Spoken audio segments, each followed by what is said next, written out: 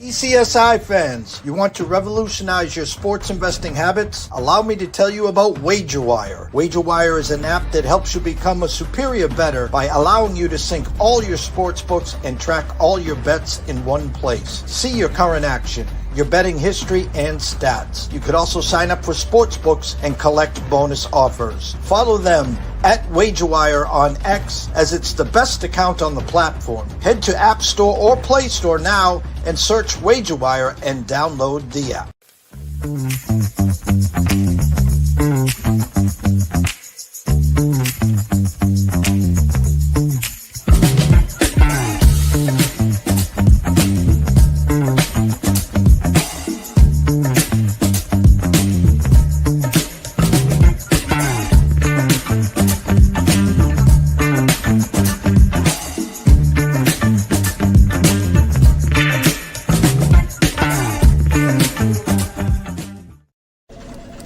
Jared, hey, we're gonna need you to tone it down with the Summer Friday thing, okay?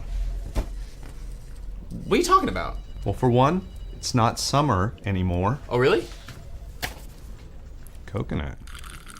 Also, who is this? I'm the caddy. Oh, he's my intern. Sorry, intern. I'm his intern. Yeah, he's doing a great job. No golfing in the office, okay? Summer Fridays are over. You can keep the Hawaiian shirt, but the rest of this stuff, all right? Are you grilling?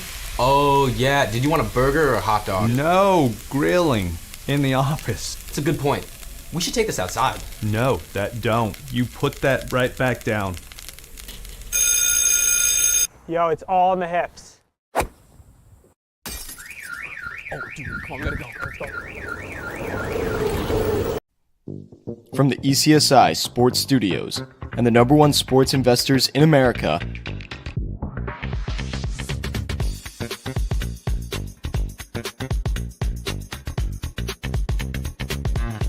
we bring you the closing bell.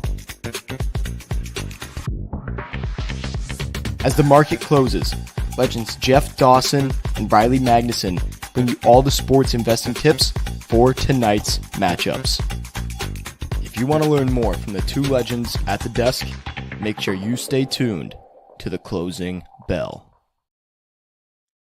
Good evening, sports fans from all around the globe. I am the co-host, Jeff Dawson, East Coast Sports Investors, and it's that time of the evening for the closing bell with my good friend and colleague, Mr. Southside Riley himself, Riley Magnuson at our Mags. Go follow him on the Twitter, as Pop DiBiase once used to say a long time ago, or X as we call it now today. Busy day here. We started the morning, of course, with the legend himself, Mr. Bill Krakenberger, talking anything and everything, Circus Survivor to pancakes. I mean, we lost the internet, and Bill comes through with the save talking about pancakes. So, and then, of course, Terry Smith. Head on over to Facebook. Go follow Terry Smith. And then while you're there, head over to Atlanta steaksandseafood.com. Use the promo code STEAKS10. Get 10% off your whole order shipped from Atlanta. We got steaks, chops, seafood. He talked about turkey. He's got desserts. He's even got some nice wines there. And again, order tonight, order tomorrow morning, and you'll be grilling hopefully by kickoff on Thursday. Cleveland and Pittsburgh, I think the game is. WagerWire. Head on over to Google Play, download the app. It is free. And of course, Viva Tequila Seltzer. I was talking to CT Bets today. The East Coast is cuckoo for coconut, so go try one. Without further ado, Mr. Southside Riley. What's up, champ? What is up, my friend? Happy re-entry Monday, as we have coined now, not coined the phrase ourselves, obviously, but coined it on our Monday shows here, and none better than an NFL Sunday, big UFC fight card recap Monday, college football, good Monday to do some recapping, and obviously looking ahead to the rest of the night and week. So ready to rock and roll. I obviously am. I don't know if flying high is the right word, but flying high on some luck as far as my Packers are concerned, sitting at 7-3 as opposed to a 6-4, looking at a tough schedule ahead. much better position now than the alternative. So feeling good there, and I'm sure we'll get to it. But other than that, happy Monday, my friend, and ready to roll. Shout out to Richard Poplis, who's here this morning on the Cornflakes and Crack Show and back with us at the closing bell. Richard, we really appreciate the trust, the support, and if I remember correctly, hanging out in Yukon Husky territory. So enjoy the show. Listen, I guess it wouldn't be right if we didn't start Tyson Jake Paul. I will be honest with you. I was alone with my pup Fenway, had a nice dinner in front of me. I had Netflix on. The preliminary fights were great. The last two were awesome. The women's fight was amazing. She got robbed again, and I want to say Serrano. Yes, Serrano got robbed, and then we get ready for the main event, and it starts spinning. And it starts spinning, and it starts spinning on Netflix. Free if you have Netflix, and I never watch it. The wife and the two daughters do. I'm like, of course this happens. So I go on to TikTok, and they're streaming. Then I go on to Twitter, and everyone's having the same problems. AB, Antonio Brown's got a live stream going. He's got 7 million people. He has, have no fear, I'm here. And he got, I don't know if he got shadowed or he got pulled over by the police over there in some kind of internet world as well. But my point is, the bitching, the crying after the fight, I don't know what people expected. You got a guy that's 58 years old that we remember 20, 30 years ago. Fighting the elite of the elite. We remember the Buster Douglas fight. I'm the biggest Holyfield fan in the world. I remember the two fights, the biting of the ear. He's a legend. He hadn't fought since 2002 or 2003. Great shape and great editing department showing all this, and they get in, they kind of, and it's only 2-minute rounds, and they walked around the first minute. Paul got him a couple times in the first round. I'm like, here we go. And great job by Roy Jones Jr. In the second round, you could see Mike couldn't even move. His legs were like concrete already. I'm like, what I expected. But people yelled, screamed, fix, scripted. Guys, I don't know what you thought. No, I don't have too much to add. You and I talked about this, and you kind of nailed it exactly what we were going to see, honestly, and we saw it when you and I talked on whatever it was, Wednesday, Friday, I don't remember. So, no, and I didn't grow up on boxing the way some people did. Obviously, my generation hasn't been as big of a boxing junkie as some previous generations, and for my generations and younger, it's these types of faux celebrity fights or the Pacquiao. Mayweather, the Mayweather McGregor, the crossover fights whatsoever. I personally haven't seen a single good boxing event out of any of these cash grabs in the last 10 years. So I was not expecting anything exciting as well. I think most part of it is most people hoping that because there's a lot of Jake Paul haters that want to see him get knocked out, and it's probably not going to happen anytime soon, and unless he's legitimately fighting in,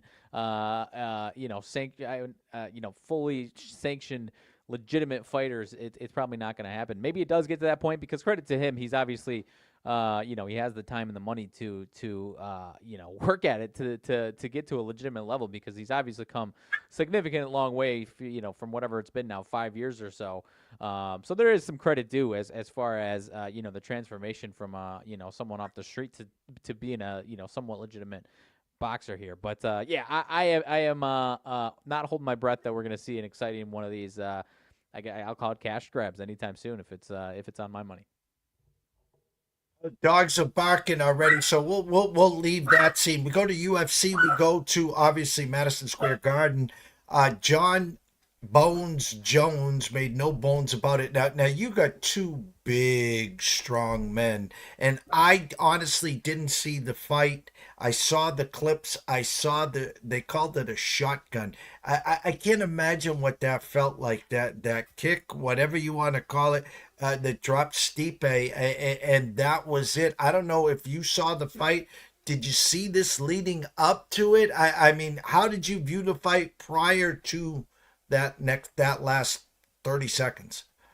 Right. I mean, for the most part, it was a guy in Stipe who, as long as he's got was wherewithal within him, he's got the power to make a snap, one punch power there. But John Jones, looks like he still hasn't really lost the step, and Stipe does. He looked like he has lost the step. His last fight we saw him, it looked like he had kind of lost a little bit of a step a few years ago against Ngannou, got smoked on the knockout there, and he just looked confused for the most part, didn't know how to defend what he was seeing. So John Jones is still is the GOAT, and even with a win against a 42-year-old that hasn't fought in a while, solidified that he's still that good. So he's still got those elbows have always been freaking devastating, and they still are devastating. And until those elbows stop being that nasty, he's going to keep knocking people out, TKOs and whatnot. So, and obviously his kicks are still fantastic all around, still so good.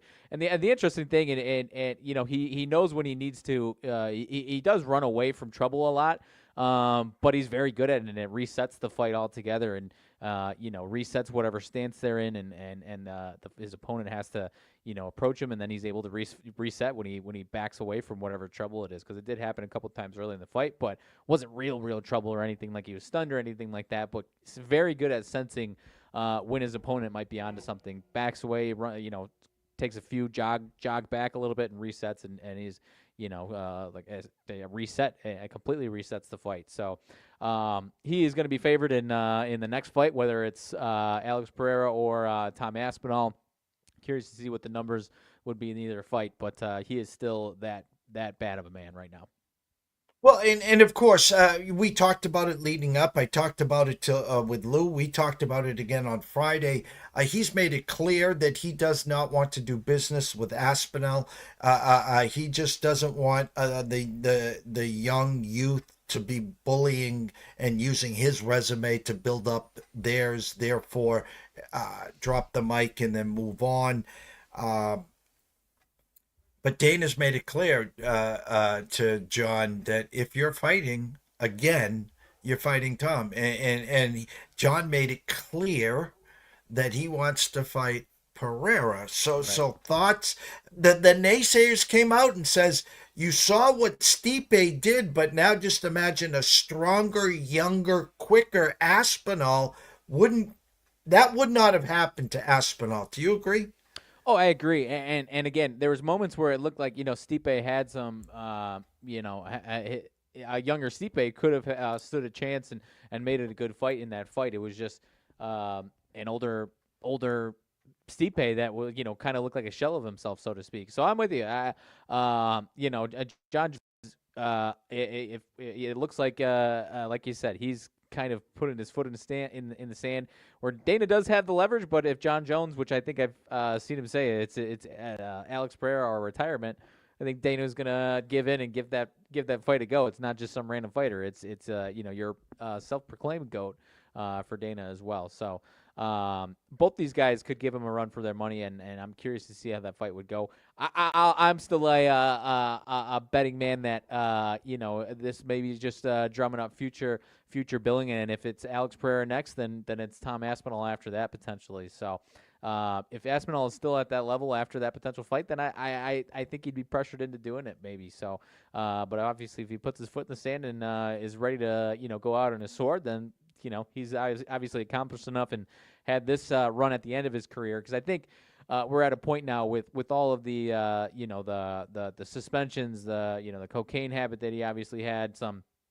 other issues as well. There was a point where his legacy wasn't tainted, but we obviously didn't see him go out on a high note. So he obviously wants to go out on a high note, not obviously retiring after that fight unless he's not getting what he wants. But I have to imagine he's going to get what he wants, and like you said, and you called it, that's going to be Alex Pereira. So I'll still, like I said, I'll still go on. He's fighting both of them in his future, but if it's Pereira first, it's Pereira first.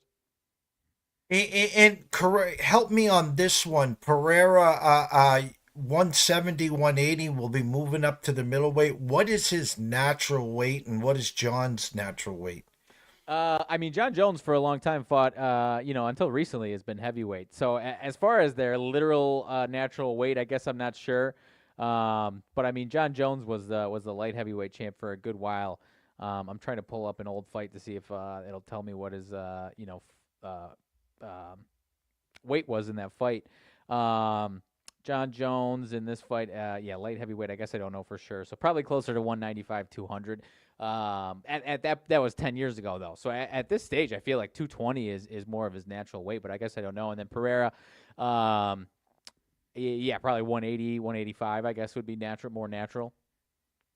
So again, this would be a heavyweight fight. And again, I guess John Jones could say, hey, I got 2 more paydays left. Dana, let me fight Pereira first, and then I'll drop the mic on December 31st next year. We'll fight Aspinall, and I am going off into the sunset. How's that sound?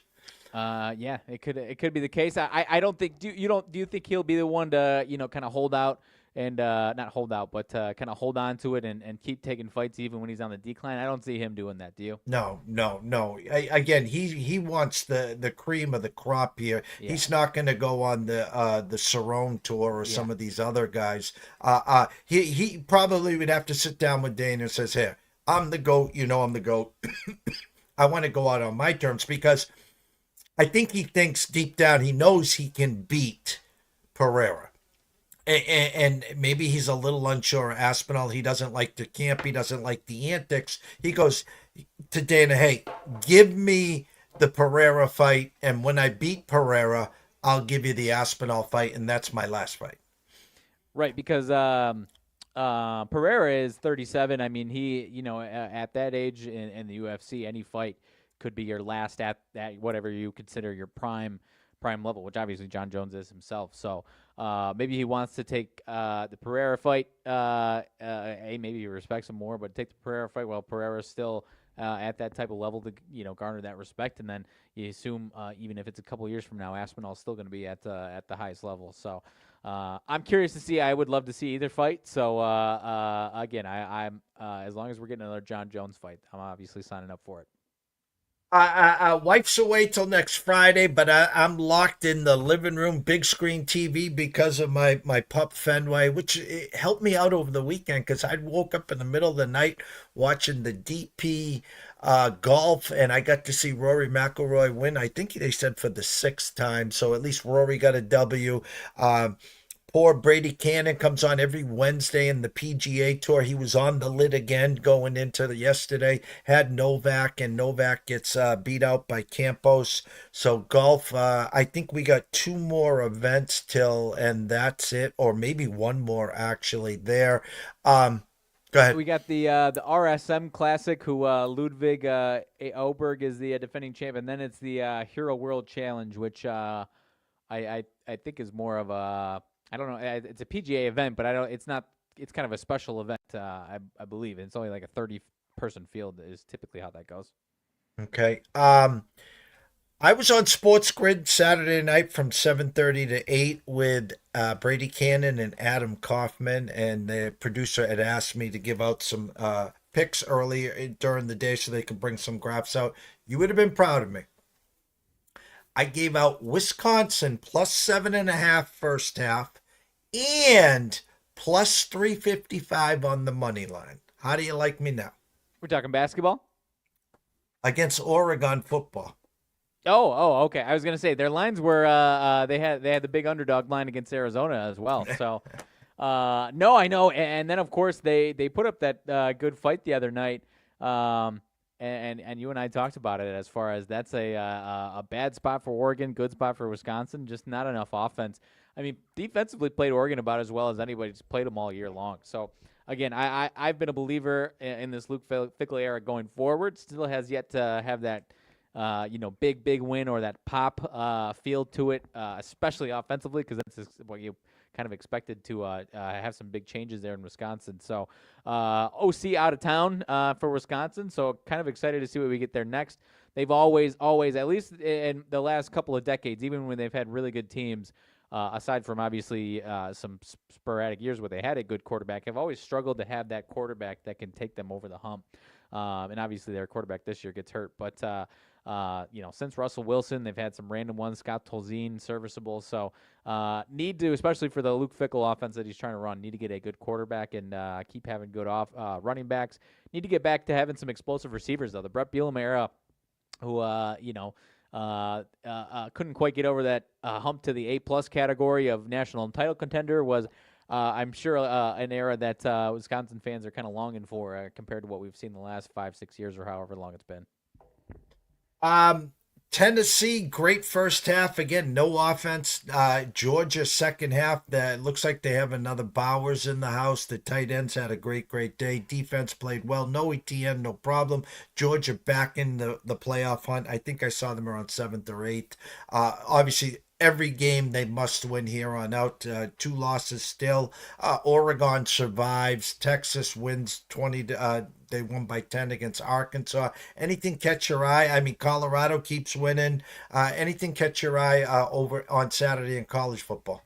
Yeah, it's going to be interesting to see. I mean, just looking at the way you can kind of start to break it down a little bit and start assigning some spots. Now, you and I talked about it was looking fishy, not Boise, BYU, and that Kansas game comes to fruition. BYU loses. Still, they're not going to be an at-large team, but still obviously have a great chance of getting to the conference championship and having that be the way they get in. But as of right now, unless and shoot, they could lose and get themselves out of that position. But Colorado now, Kansas playing real spoiler. Colorado only -3 point favorites at Kansas this upcoming weekend. Could be a little concerning there. Kansas could be big spoiler here. So these teams, I mean, Arizona State kind of a window has opened up for them. They're favored at home against BYU with only 2 losses in conference. Colorado, if they win, Colorado loses. Arizona State's got a chance to be in the conference championship for the Big 12 themselves there. So a few teams still that play in the Big 12, and that's going to be the most likely the 4th team.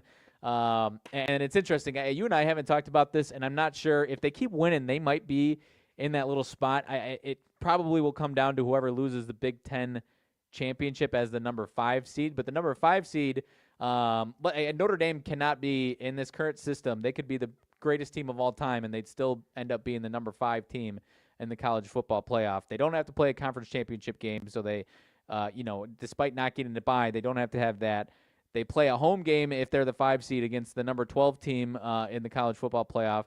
Turn around and then in a neutral site get to play the number 4 seed, which would in almost any year be a most likely a mediocre to slightly above average Big 12 or ACC team and completely avoid the Big 10 or SEC until the semifinals. So I don't know if that's shaping up to be what we see quite yet this year.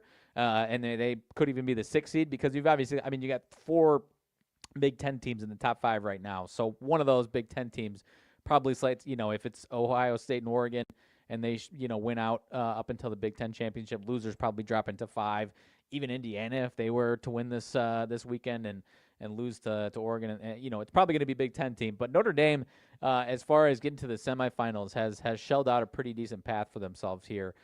Depending on what their seed ends up being, obviously, once it's all said and done there could be some jockeying going on there. But outside of that, you got the ACC and the Big 12 teams just trying to hang on. Boise State has been taking care of business. They kind of playing with their food a little bit in these first half of these games, but really don't have much of a test. Oregon State's not going to be a pushover in their last game, but for the most part, they get to their conference championship should be fine there. And obviously, the whoever comes out of the Americans rooting for them to lose because that's really their only ticket. Whether it be Tulane, Army, I think are the other contenders there in the American there. So curious to see how that one rolls out. But aside from that, you've got how many of these does Tennessee hang on with 2 losses here if they win out? A lot of love is going to be given to these Big 10 and SEC teams, especially because you don't have, you've got Miami and SMU, who one of them probably going to end up with 2 losses. They might, obviously they're not done for yet in the regular season as far as wins or losses are concerned, but it's going to be a lot of SEC and Big 10 teams, and then you obviously have to fill the gaps with, at least one Big 12 and ACC team, group of 5 teams. So curious to see what it ends up looking like. You got Texas A&M as a potential 2-loss team who's had some really good wins, potentially being on the outside looking in here. So I am really, really interested to see how the rest of this one shakes out here, and if we get any upsets where it makes this picture a little clearer, or if we're still going to have, some sour teams with 2 losses on the outside looking in, just like we do typically with a 4-team playoff. And again, if Ohio State's take care of business like they're supposed to this weekend, you're going to get a rematch of Oregon and Ohio State in the championship, the Big Ten championship. And even if Ohio State loses, they're in. So you got Oregon, you got Ohio State, you got Penn State, and there's 3. Now, people are talking about style points. If Indiana loses but keeps it close and competitive, they'll only have 1 loss. They take care of business. They still should be in. So there's 4 right there. Now you go to the SEC, Texas is in. That's 5. Alabama's rolling. That's 6. And then, of course, you got the Ole Misses of the world, the Texas A&Ms, the Georgias. We haven't even talked about the Big 12, where, again, Colorado wins out. They're in. There's a team in SMU that's playing great ball who's in the ACC, which it's looking like a 1-team show over there with Miami, but here comes SMU. You talked about Tulane. So again, this will play out. It will. But the media and the Tuesday night show will take it to a whole nother level. How can this team, blah, blah, popsicle headache times 10, Riley? I know, and it's just hilarious how. And I enjoy this format. It has made so many more games that would have been good games, but not. I like that Tennessee-Georgia game. Would have still mattered, but there's no assurance that the winner of that game is going to be a top 4 team in the four-team playoff, and so that game became so massive this weekend. So I do love what we've got here, and Indiana. As long as they don't get the doors beat off them, even if let's say it's a 35-20 game and they don't look great.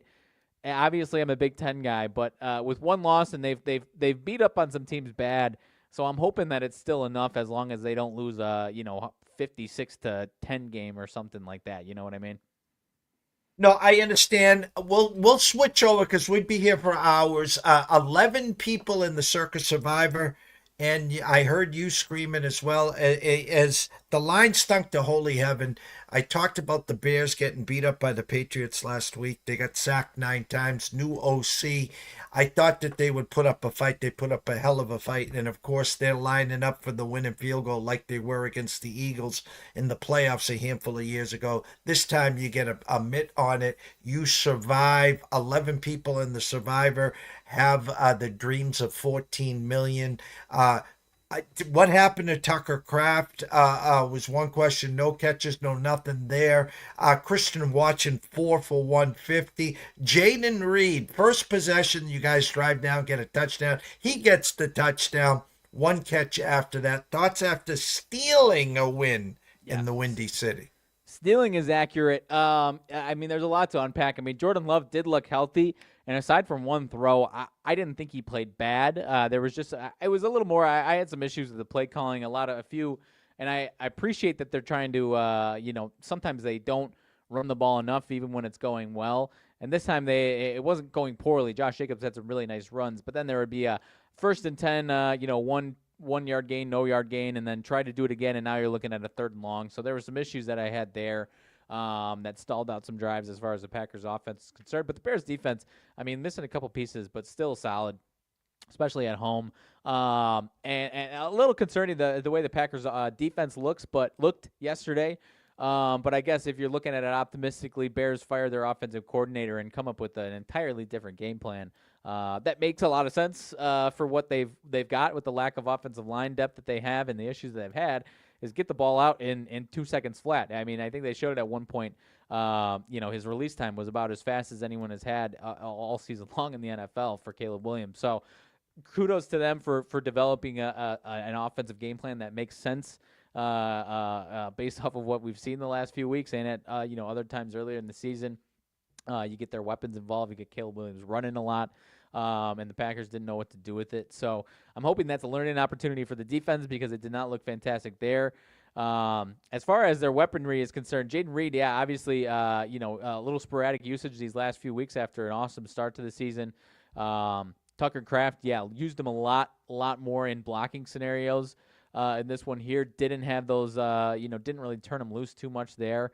So not putting too much stock in that going forward, but I guess that's just, as much as I like Tucker Kraft and he could be a reason you're winning if we're talking fantasy, some games there, in the wrong game plan for your fantasy team, he could be, used in blocking scenarios as a pass blocker in a lot of these scenarios. So that is a little concerning there for that. Christian Watson, best game he's had, biggest impact on the field probably all season long that he's made and biggest impact in the game there, aside from Josh Jacobs had a solid game. It was a huge one to win, especially the 49ers lose.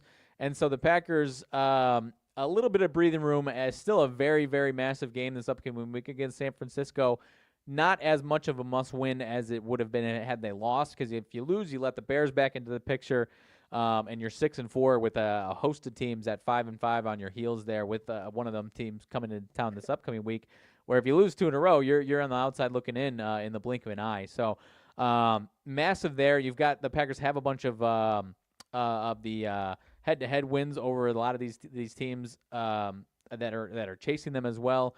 And so if they win this game against San Francisco, they still got a really tough schedule ahead, but I hope I'm not eating my words, almost a done deal if you win this game to get to 8-3 to be in the playoffs, because the only team, and they're still on their schedule, that they wouldn't have a tiebreaker with is Seattle, who, like I said, still have on their schedule. They've got the tiebreaker win over the Rams. If they were to win this week, the Niners, the Bears, at least in one of the games there.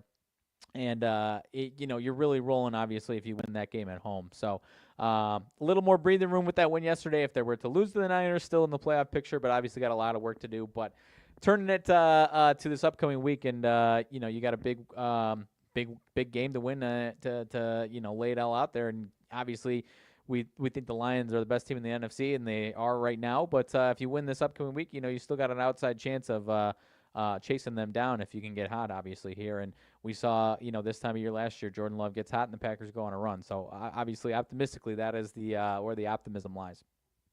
It's kind of funny, too. I said all day yesterday that Seattle line stunk to holy hell. It was 6.5, went to 6, and here come the Niners, who came off their bye. They're healthy. McCaffrey's back last week, lethargic. They found a way to win. They let Seattle hanging around. This was their Super Bowl. They had to win. They had to stop the bleeding. Bosa gets hurt, of course, on the sidelines doing cheers, and no Kittle. And sure enough, Seattle finds a way to win. Now they limp in 5-5. You got a chance really to step on their neck and get them out of the way. Yep. You really do, because the last game of the year for us in fantasy is Monday night when the Lions travel to the Niners. Now, we know it will be a big game for the Niners, but the way the Lions are putting up 50 burgers, they might not have anything on the plate for 17 and 18. And I've seen teams in the past that have had everything wrapped up with 2 weeks to go that took their foot off the pedal. So if you're not having anything to play for in 17 and 18, and then you get your bye week, it's been a month. And they are now the favorite to win not just the NFC, the Super Bowl. They're the Super Bowl favorites right now, with Kansas City losing. I don't know. We've said all along they're the best team in the NFC. We don't know what you're going to get from the Eagles. We've been talking about your Packers. The Vikings aren't going away. They just keep hanging around. Right. The East is the Eagles and the Redskins, or the Commanders, excuse me. Take one from Atlanta, got their butts whipped. So is it Tampa Bay? Is the Saints coming back to life?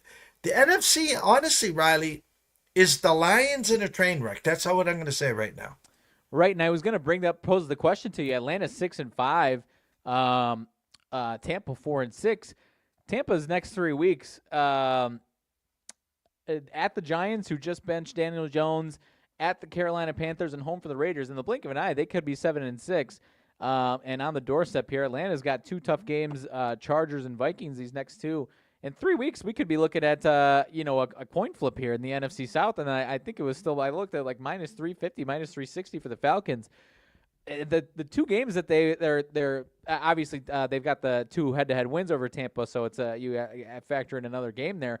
Those are really the two games that they've looked like a legitimate playoff team. Outside of that, they've limped by in a lot of these games or got the doors beat off of them. Denver's beat the crap out of them. Seattle's beat the crap out of them. I think another game as well. So a lot to figure out in that NFC South race as well.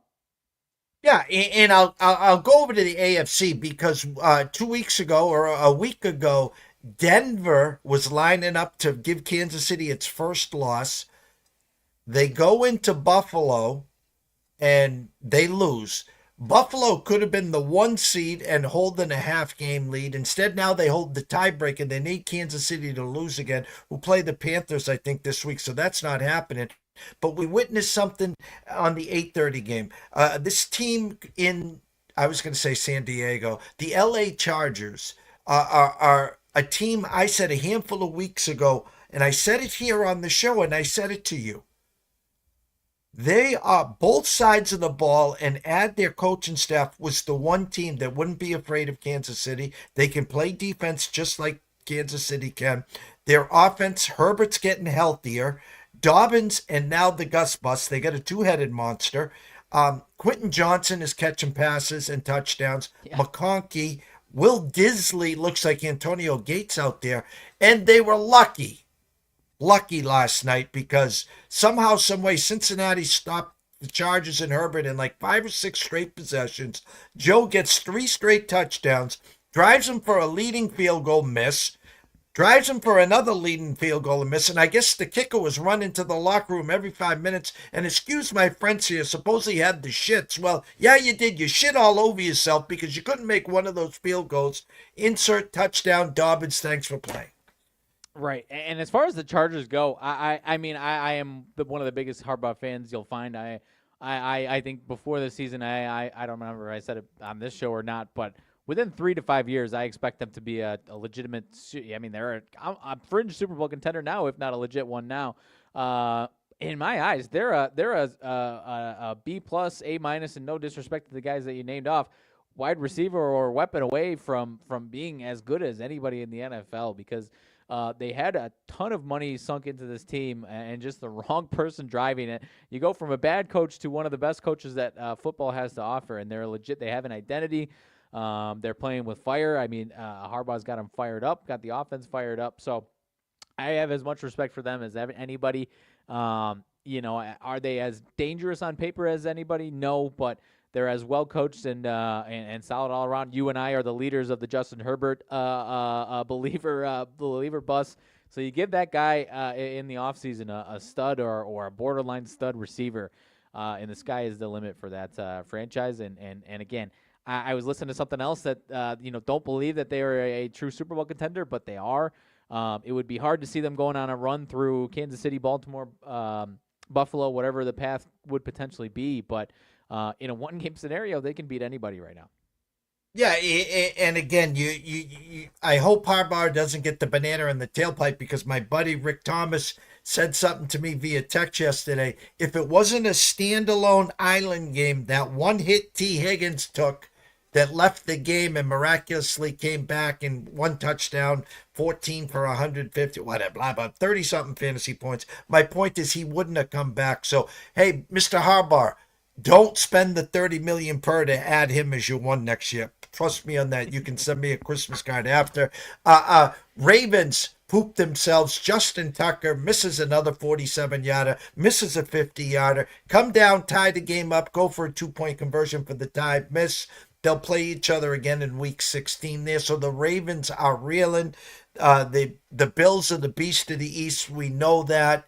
Right now, the Pittsburgh Steelers. I did not have it 8-2 on my bingo card, Riley.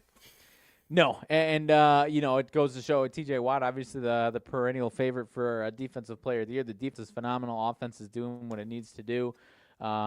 It would be hard to see them also going through. I looked at it. Their path right now at the playoffs ended today, I believe, would be the Ravens. In game 1, assuming all went chalk, they would play the Bills in round 2, Kansas City in the conference championship. Hard to imagine that they make it through that path, but this defense is that good.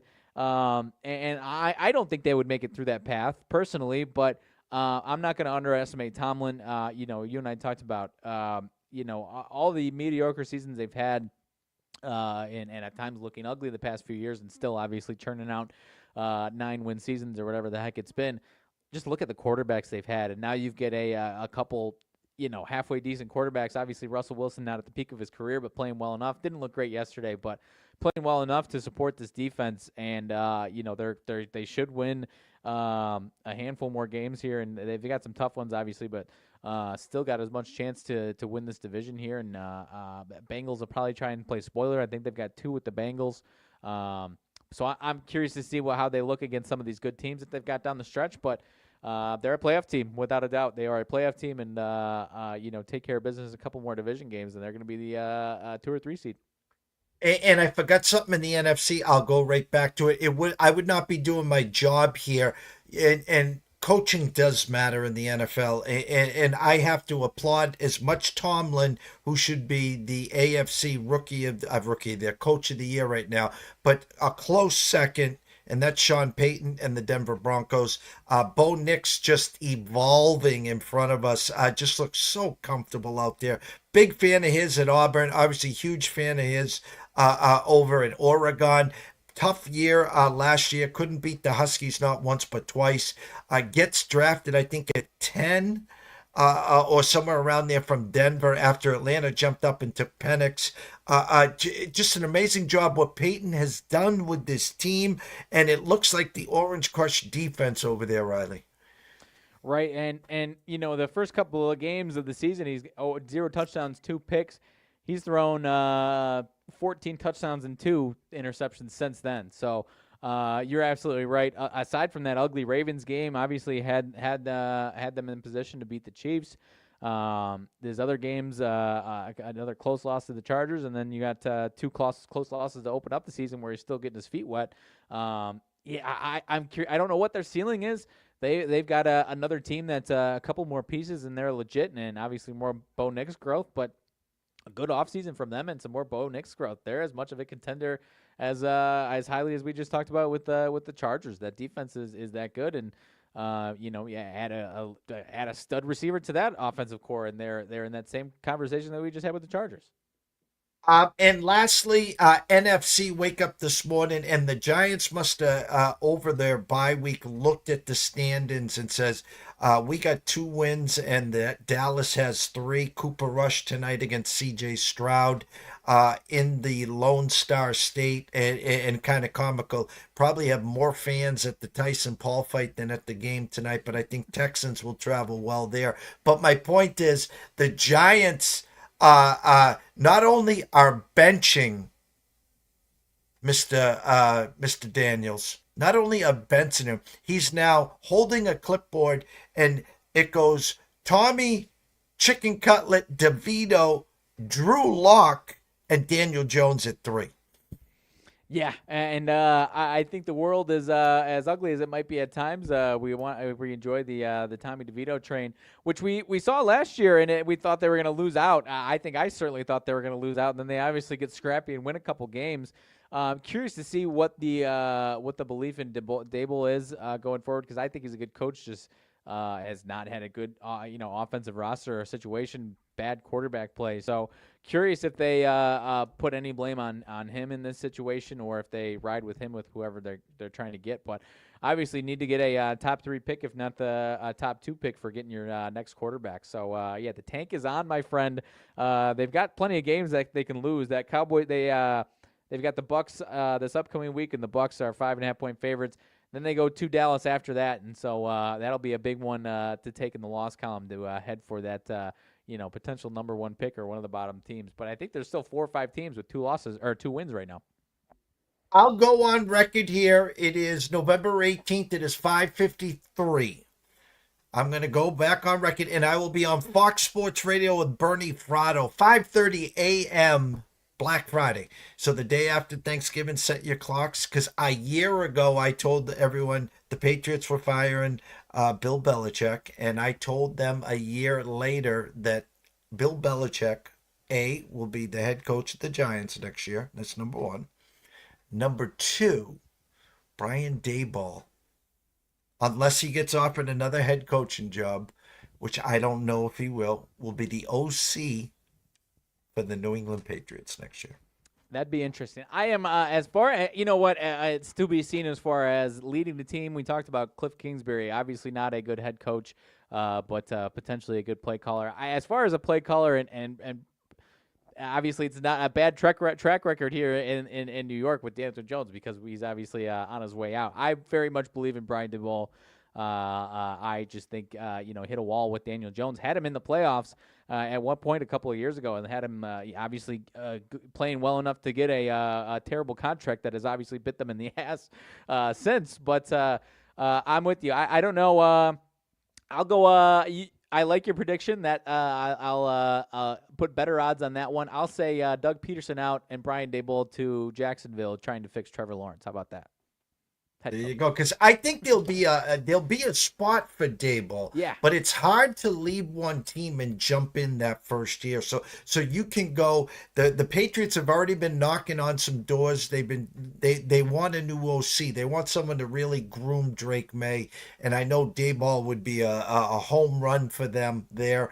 There could be some openings, obviously, in Chicago, as you just said, Jacksonville as well. And then I was going to add, you're better at these head coaching carousel than I am. Antonio Pierce out in Vegas at some point here?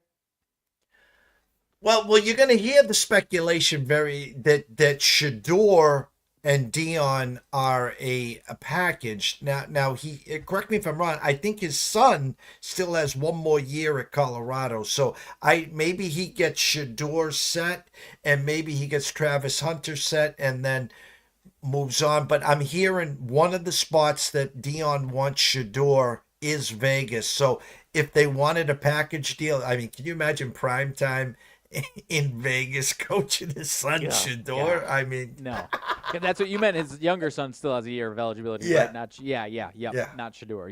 Shador is going. Yeah, obviously going to be one of the top picks. So I'd be curious if they're interested in if he's interested in New York, a big market there. Obviously, a little bit of maybe he doesn't like the organization altogether, and that would be what stops him there. But Vegas with Shador, I think that would be a freaking slam dunk for the NFL right there. I talked to my buddy and I said, Vegas has eaten up a lot of young kids, Henry Ruggs and a few others.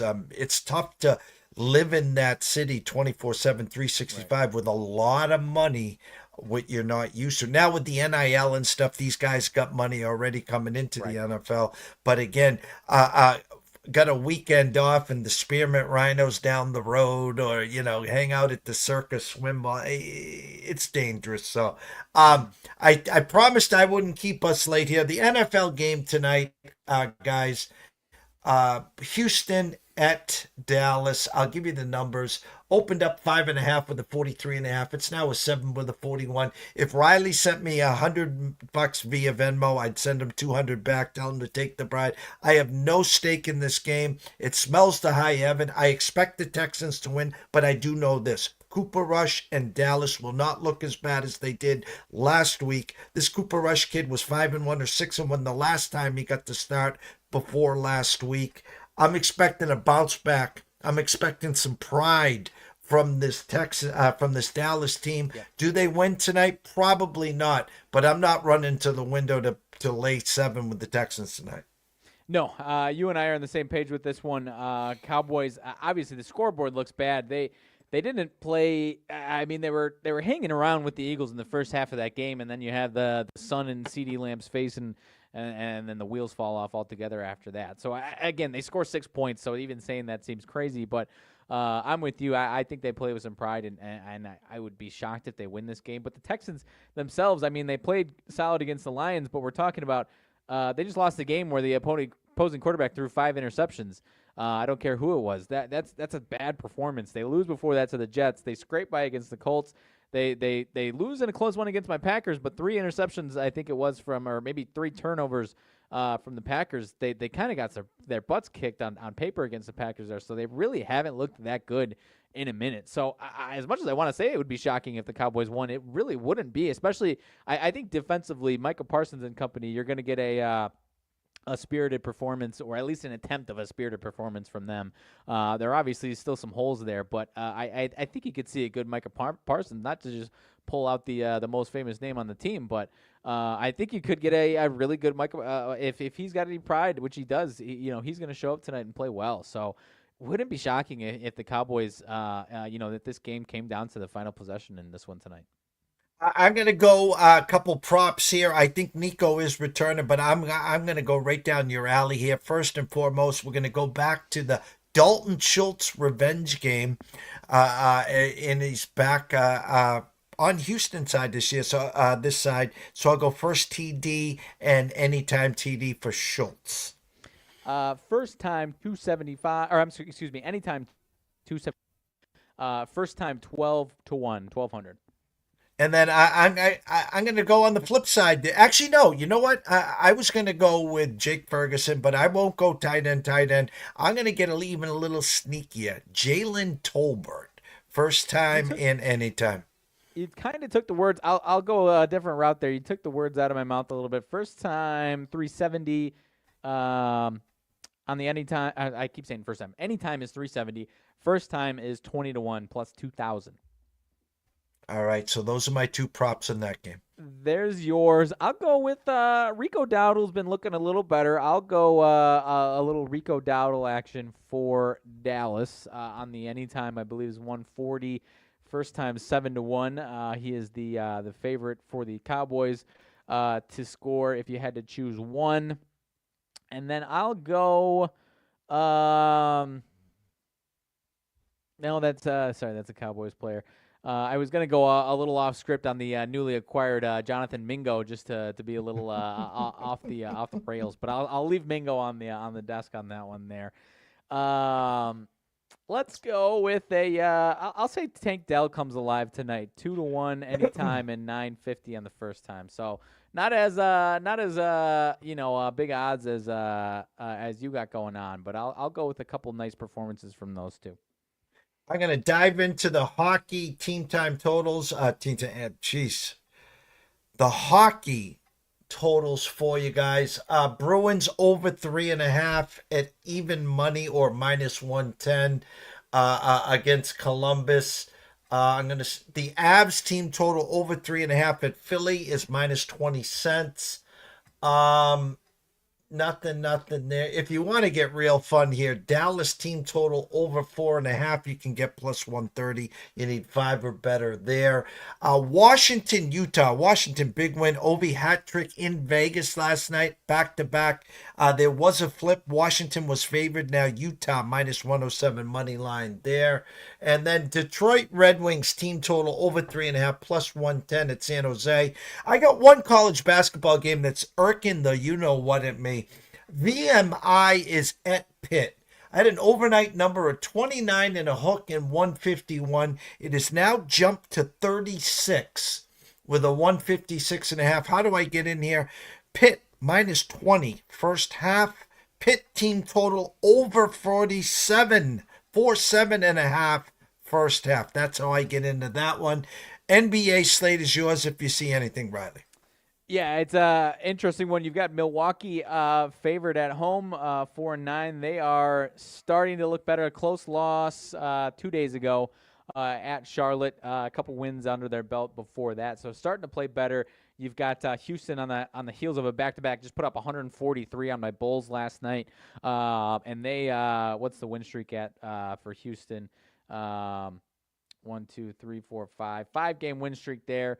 Could see them fall back to earth a little bit. Houston is solid. Solid team there. Go ahead. There is some rumblings. Giannis to Houston. I'm just saying that's what I'm hearing through the pipeline. I was gonna say I am standing on the table and saying the Bucks keep Giannis and trying to rebuild around him, but I am not going to ignore the rumblings. I was going to say Houston does appear to be one of those teams that is dying to get better and dying to make a move. So that would not be surprising to me if they put some type of package. They've got pieces that they could put together for a big package, whether it be someone like Giannis or elsewhere. I like Houston, and like I said, they are dying to be in that actual title contender picture. They're 10-4, so no sweat off of them for what they've put together at this point and going forward. They're a top 6 team for sure. But I'll go with the Bucks tonight to keep it rolling there. Kings and Hawks. Kings -3.5 at home here. Kings kind of win-loss. I'll say I would respect that one a little more at home for them with the way the people love the Kings at home. I'll say the Hawks find a way in that one tonight.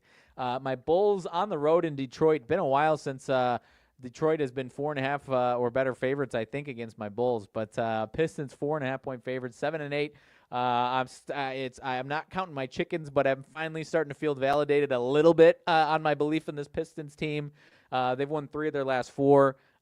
Really solid defensive numbers here. They've last 2 games at least, not good teams, but even some of the better teams that they've played, limiting them in the low 100s, sometimes under 100. And the Bulls, on the other hand, last 2 games, mentioned the Rockets put up 143. 2 days before that, Cleveland puts up 144. So the Bulls try to play with very fast pace, but it is pretty consistently biting them in the you-know-what on the other end of the floor as well. So this total pretty high. It's interesting because you got a team in the Pistons who's obviously been playing to some lower totals unless it goes to overtime, which it has a couple times lately. And you've got a Bulls team that's been playing into the 150s or 250s, 260s. So I'd be curious. These ones in the middle. I don't know what to make of that total, but I'll say Pistons offense looks alive and well against this Bulls team tonight. But this Bulls team is so all over the place. They're not good, but sometimes it's hard to predict what you're going to see from them there. A couple of big spreads as well. Knicks -14.5-point favorites. And then there was another, that's it. That was the only big one there. Golden State 5.5-point favorites on the road against the Clippers there. So some nice respect on the road there tonight over that 5 number there. Pacers -3.5 at Toronto. Pacers a little banged up there, so that might be part of it. But a little fishy smell in there for a Toronto team that has been pretty atrocious and is seemingly kind of leading the charge along with Washington and Utah for the tank for Cooper flag there race there. But Toronto is and throw the Sixers in, but obviously they're going to try and figure something out, assuming they can get their guys healthy. But Toronto is going to be putting their head in as much as anybody for that tankathon there. So 3.5 against a underachieving to this point Pacers team, but still a solid Pacers team is a little concerning to me. Well, we moved the number on the first half. Pitt opened at 16.5, was 20.5. Jeffrey Benson and the Circa just went to 21. So I don't know if you got 20.5. It is now 21. Pitt first half. The team total is still at 47.5. So keep an eye on that one there. Richard Populus, under. Yes, indeed. Closing thoughts, sir. Closing thoughts, big week ahead. You've already got some college basketball tipping off already today. But we talked about so much going on, and it's only going to get hotter and heavier with some better college basketball games kicking in. You got a Purdue team that we didn't talk about today getting a big win over Alabama. They've got another big one at Marquette tomorrow. So some fun games there. My Illinois team, I think it's on the road, if not neutral court against Alabama on Wednesday. So college basketball is heating up. If you're not paying attention, I'm not saying you got to watch every single game like it's February, March, but if you're not tuning yourself up, you're going to be left behind by the time we get to conference play there. So I know I don't have to tell you that, my friend. You're as tuned in as anybody. But for the average person who's not ready for college basketball yet, there's some good games to get on your radar to start to see what these teams are starting to look like. And I have to laugh, and I'll close with this: is Fox has my Yukon Huskies on as the first game. They're playing East Texas A&M or some.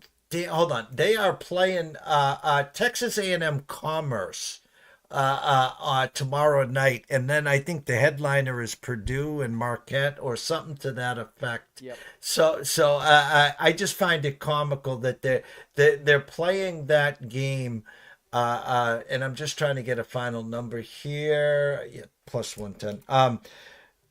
So again, UConn should go to 4-0. I think they're 99.9% favor per Ken Palm to win tomorrow. So we shall see there.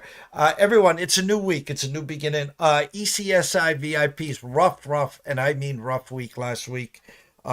New week here. We'll hope to bounce back here. You know, we got less than 2 weeks till Thanksgiving, and we literally have 6 weeks left of 2024. And as we get ready for our 10-year anniversary for 2025, big shout out to Richard Poplis here in the morning, here in the evening. Thank you so much. Go Huskies. Everyone else watching and listening, thank you so much. Thanks out to Riley. Myself and Riley will be back on Wednesday at around 5 o'clock. For the closing bell tomorrow at 10 a.m.